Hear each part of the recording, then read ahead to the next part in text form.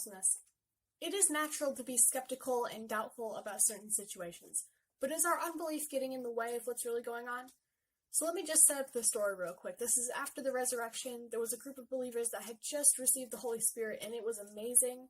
So they went around and they were telling people about Jesus. The Holy Spirit allowed them to speak in many different languages.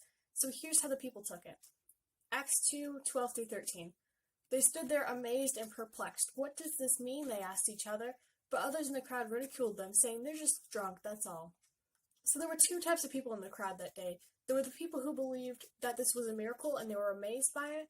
And then there were the skeptical people who didn't believe. And I think that every now and again we can be very skeptical about things. If it seems too good to be true, it probably isn't true. We don't want to just believe anything. We want the facts. We want the truth. But sometimes our version of truth is different from God's version of truth. This wasn't necessarily a normal situation, so the skeptical people assumed that it wasn't true, even though it was. So I'm wondering, is our unbelief preventing us from seeing the miracles that God has placed in our lives? I'm going to go a little bit further on this topic here. I was reminded of when Peter brought Tabitha, or Dorcas, depending on your version, back to life. And you can find the story in Acts chapter 9. Feel free to read it for yourself. But long story short, Tabitha had become very ill and she died. She was a very important person in this town because she did a lot of stuff for the people. So Peter was there and he made everybody leave the room and he prayed and he told her to get up and she was brought back to life. So I'm wondering, why did he send everybody out of the room? I'm thinking that maybe the unbelief of the other people may have prevented this miracle from happening. I mean, I know that Jesus would raise people from the dead in public, and we all know that Jesus had no doubts because he knew who he was.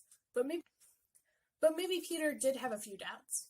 He didn't need other people's doubts on top of his, or else it may have compromised his faith and prevented the miracle from happening. So not only does unbelief prevent you from seeing miracles, but it can also prevent miracles from happening. It's good to be skeptical about some things, but we can't be skeptical about everything because there is some truth somewhere. The things that God does might not make sense to us. They might not go along with the science or whatever we think is possible.